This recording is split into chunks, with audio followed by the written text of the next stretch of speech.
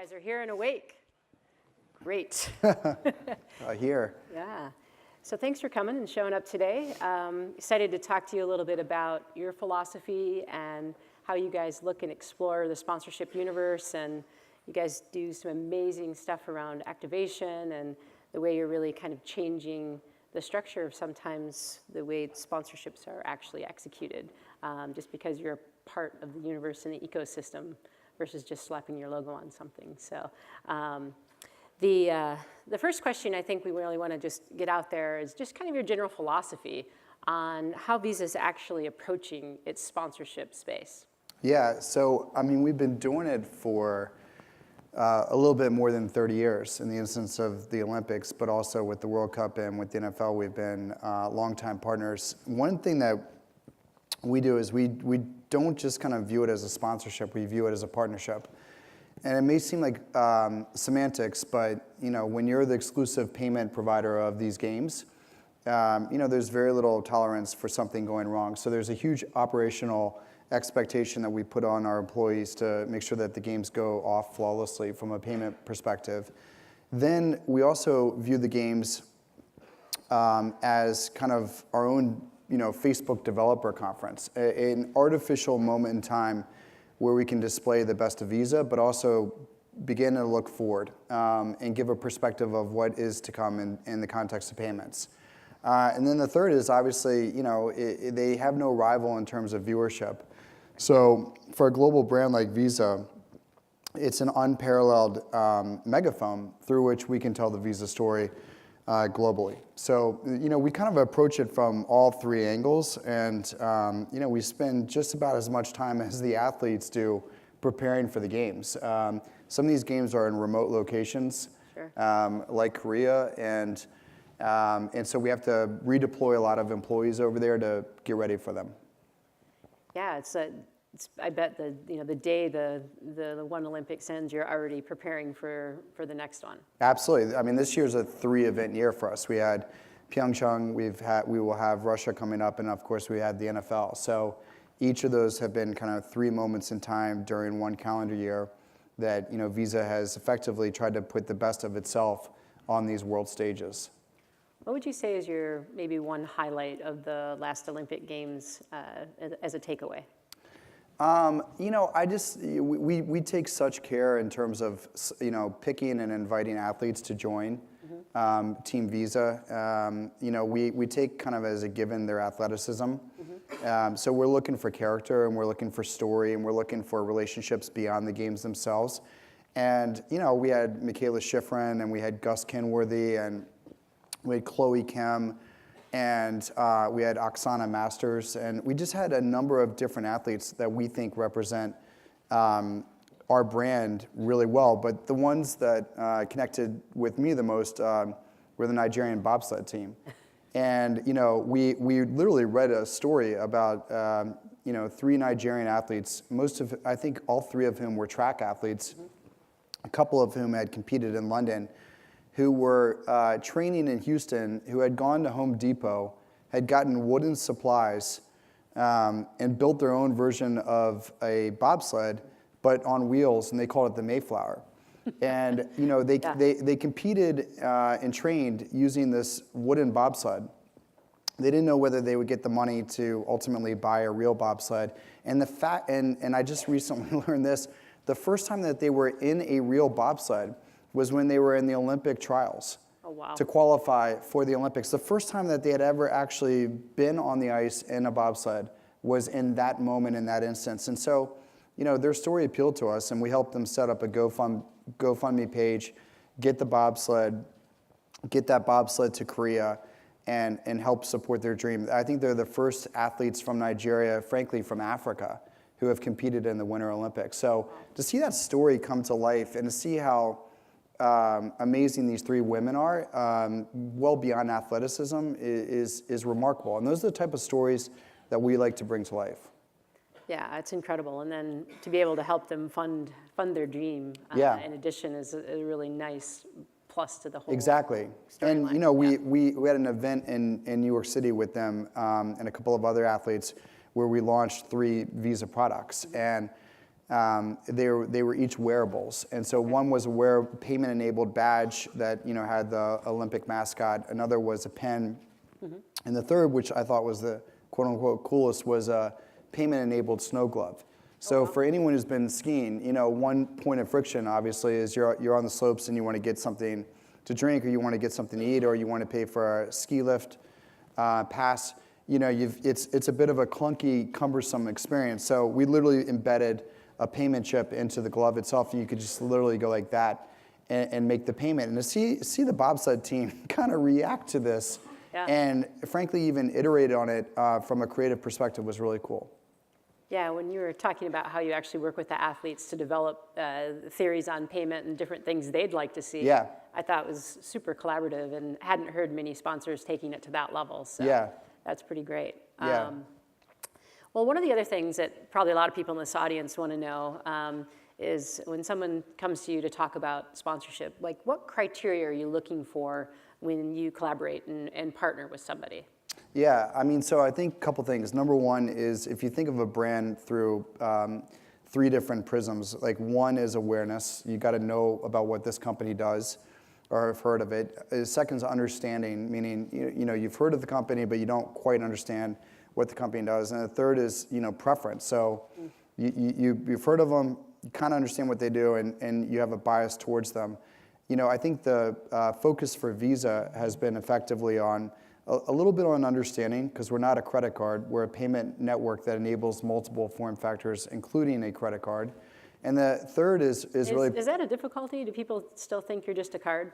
I think a lot of... It's transcended from there? There's 2.5 billion... Well, actually, there's 3 billion plastic credit cards out there in the world, and it's used daily. And so I think, it's not a curse for Visa in any way, shape, or form, but it is the dominant way that people transact. And as a result, they have found us kind of synonymously associated with, one form factor. But in fact, like you said, we're a payment network that could enable any number of form factors, from that ski glove to a credit card. In fact, we're indifferent about the form factor.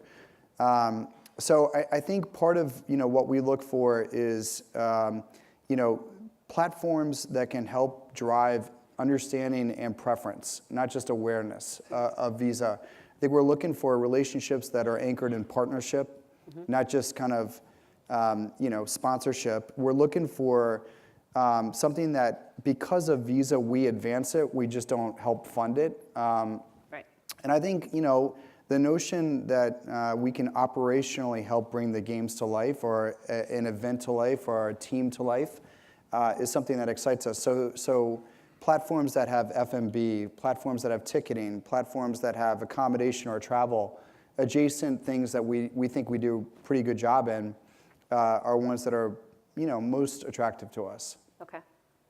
Yeah, you're just not showing up with a check, right? Not anymore. Not anymore.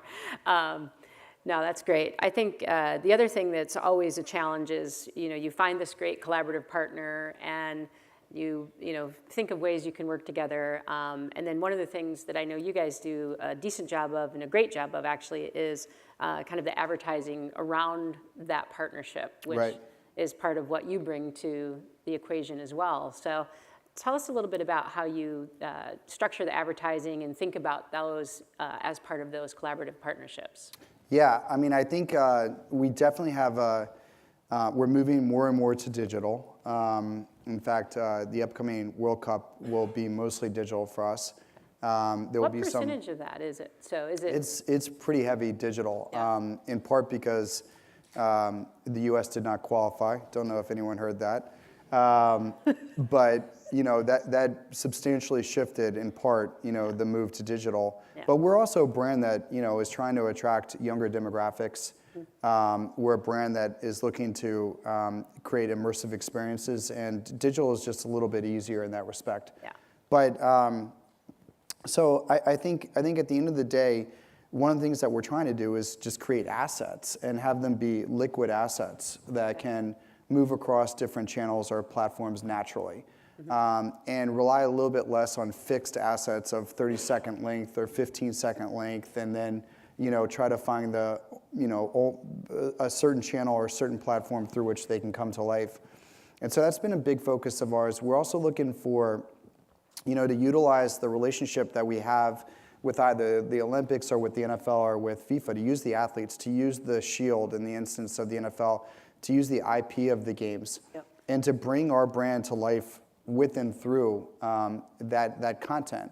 And so we try to blend Visa into the programming itself. Two examples of that point include, we did the first shoppable Olympics with NBC for these past games. So you could effectively see something that a US athlete was wearing, either in a medal ceremony or during the competition, and we tried to make it one click away. We did that in partnership with Fanatics and with the NBC, and obviously with the IOC. And so we think that that's kind of the future of being able to have those experiences. The second thing that we did was we tried to architect a set of assets that could be parachuted into the programming on a timely basis. So we thought Michaela Schifrin would be a big hit. Right. Given, right. Yeah, and given how many different competitions she would be competing in, and so we tried to time the appearance of our spots and our content with her in the exact very windows that she was competing. Oh, that's smart. So I think we have actually a spot of Michaela Schifrin that we can show you from the Visa ad. See some of your good work. Anything I can do, baby.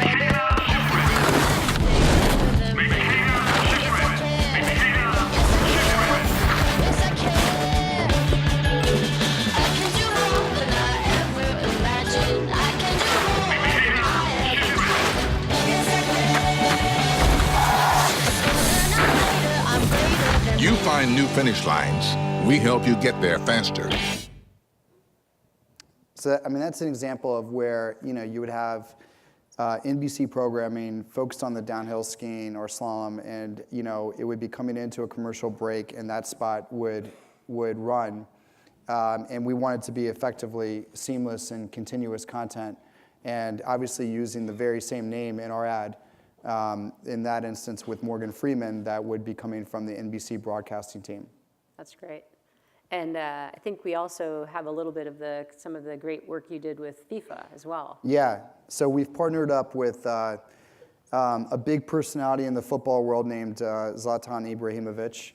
And a big personality is an understatement for him. Yeah, he's colorful personality. And he is, and so there was a lot of discussion about whether he would actually compete in this year's World Cup on behalf of Sweden. And that kind of started to get a peak or come back into dialogue around his joining the LA Galaxy. And on his opening debut with the LA Galaxy, he scored 2 goals and led a comeback. Dramatic fashion and right? one was a very dramatic goal.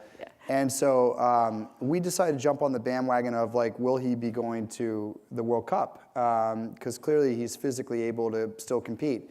And he was on the Jimmy Kimmel show, and I think he did carpool karaoke or something to that effect. And so there was just a lot of energy around it. So we pulled together a press conference that depicted Zlatan answering a question that he gets literally hourly about whether he's going or not.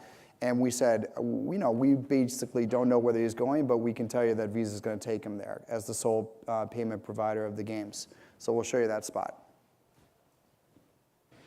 We have some huge news coming into us right now, and it involves a massive star. So let's take you straight to a news conference with Zlatan Ibrahimovic. A FIFA World Cup without me is not worth watching. But the lion cannot miss the hunt. I will qualify on my own and I will dominate. Zlatan, surely you have to be registered in a squad. Regulations are for the regular players. I am Zlatan. Dressing rooms and pitches will echo to the voice of Zlatan. How can you possibly qualify on your own? Genius finds a way. No one wants to miss the FIFA World Cup. As an official sponsor, Visa makes sure you'll never have to. That was awesome. Yeah, he really is. He Yeah. really is a character, and you don't Yeah. need to do a lot of scripting with him. Right? Just He's kind a of turn the content camera engine. on, right? Yeah. Well, I think, it's great to see the kind of advertising support that you guys put around this. And one of the other things, when you were talking earlier about how you're collaborative in a partnership, and I think you're definitely one of those partners that can evolve sports, period. Just how people interact and how people approach it. Tell me a little bit about how you think payment technologies actually evolved sports. Yeah, I mean, I think some of it's just like common sense, but no one goes to these games, or 99.9% of people don't go to the games to buy a hot dog. They go there for a viewing experience, and they want to get back to that viewing experience as fast as possible. So a bunch of the effort within Visa is like, how do we make it seamless? How do we make it secure? And how do we make it fast, such that they can get to that experience as quickly as possible? And I mean, in Russia for the World Cup, we're going to be distributing over 30,000 payment-enabled wearable bands. Okay. We've got 6,000 payment-enabled rings that you can literally put on your finger, and it will serve like a credit card. And we've got thousands of points of sale that were not just fixed, but they're being deployed throughout the stadium experiences so that it's easier for you actually to make a transaction and not have to leave the viewing experience. That's something that's a little bit unique about football. There's not as much up and down moments. Right. For the most part, you're fixed into the viewing experience. And so it's a great challenge for Visa and opportunity for Visa. And the reason why we think it plays such a great role for us is like if we can do it under those circumstances and in that way on that type of stage, we think we can do it in other instances that may be a little bit less high profile. So that's the way we view it, and that's the way we approach it, and that's why the relationship with the property is so important. Mm-hmm. If there's not a meeting of the minds, and if there's not kind of a kindred spirit about an experience that the team is trying to put forward, then we're probably not the greatest match. And I just think if you think back to your childhood, sports is one of those things that you remember. You remember going to games. I grew up in D.C., and I remember going to games and experiences like that. And, the more that we can make it like the World's Fair, where, it made an impression on you, even beyond just rooting for your team that Sunday or Saturday, that's what we're keen to do. That makes sense. You mentioned the rings, which Yeah. I thought that actually came on a collaboration you had with one of your athletes. I think probably be interesting for the group to hear a little bit about how those came about. Yeah, so we had a development just for clients and for media, but it was a payment-enabled ring. And it was a pretty cool device. And we took some of these Team Visa athletes, including one named Ashton Eaton, who's a decathlete. And I think he's the world's greatest athlete by definition, given he's a decathlete. And he came to our innovation studio in San Francisco, and we were talking about the future of payments that would be embedded in your vehicle, would be embedded in your refrigerator, it would be embedded in all sorts of new devices that you couldn't imagine. He gravitated to the ring.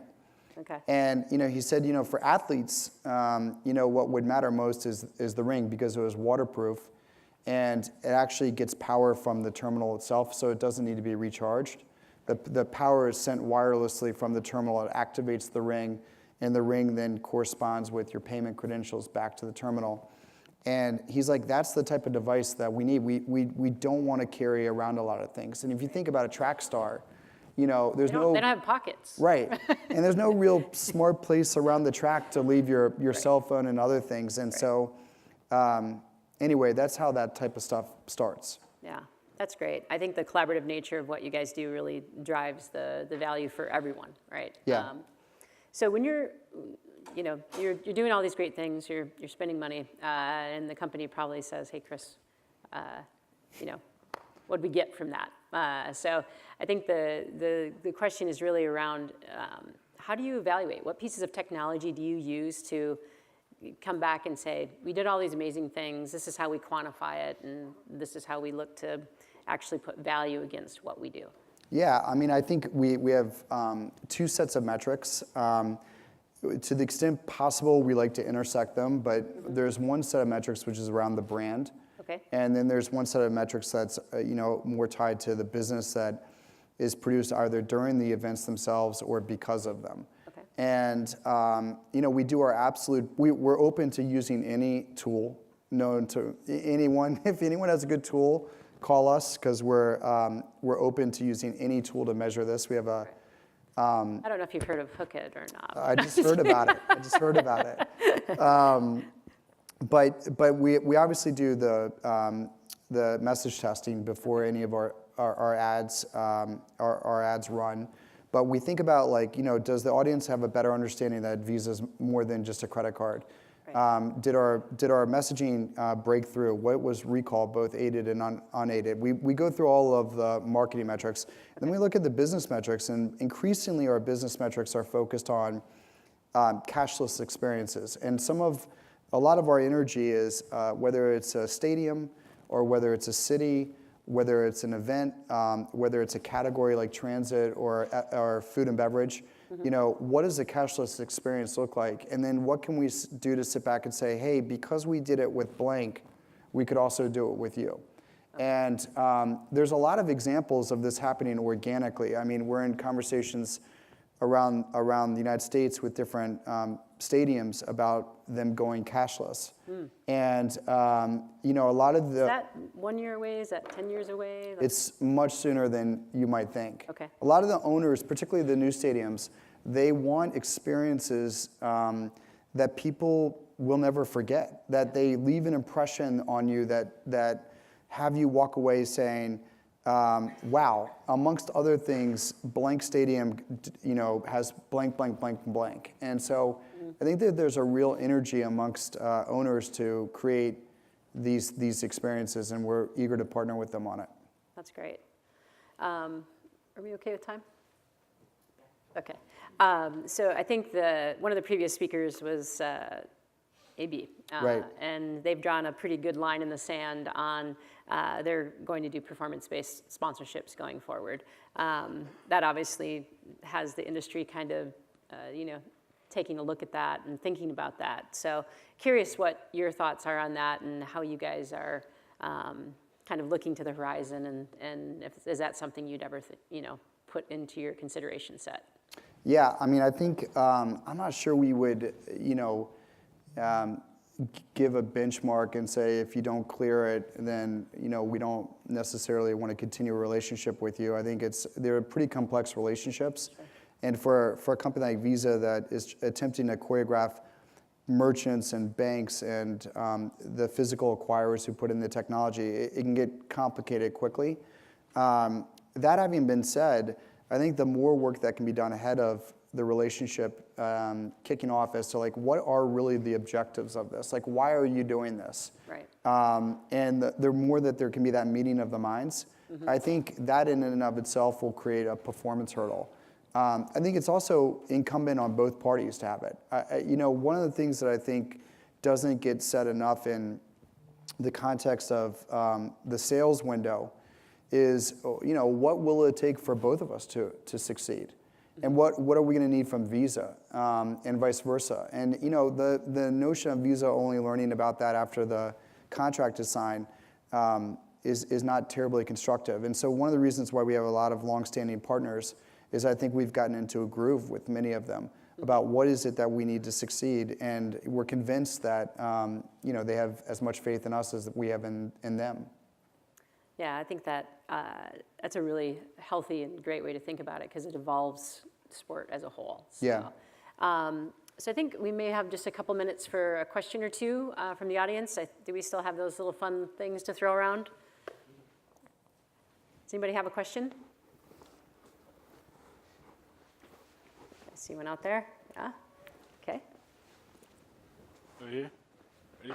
There it is. Let's see if you catch. Nice. Just there, yeah? Yeah, start talking. Hi.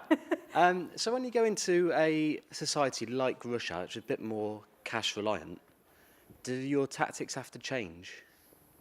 Wait, so did you say when you go to a place that's a little bit more cash enlightened? Cash reliant, sorry. Cash reliant. Yeah, I mean, we view that as a big opportunity. So I'll give you one example. Japan is still pretty cash heavy. At the exact same time, the government of Japan has declared that they want the Tokyo 2020 games to be the most innovative games ever, and they want it to have a component of being cashless and contactless. And so they've created a committee within their government to focus exclusively on making that happen in partnership with hopefully Visa. And so this can happen from time to time. Most cities say that they want the most innovative games, but you have to believe the Japanese. The last time the games were in Tokyo, the government mandated, because they were going to be on the world stage after World War II, and they wanted to send a message that both highways and skyscrapers would be constructed for the very first time. So we're taking this very seriously, and we're hoping that the games in and of themselves can be a springboard in that respect. The Japanese transit system, as another example, has been doing a big partnership with Apple on creating ticketless experiences where you just use your iPhone as the device through which you get your ticket every morning. So we have high hopes in that respect for a country that is rather heavily anchored in cash. Cool. Thank you. Great. And I think we have time for one more. Anybody else has a question? Great. Seems like everybody's ready for happy hour then. Terrific. Chris, All thank right, you very much. Appreciate it. All right. Thanks. All right. All right.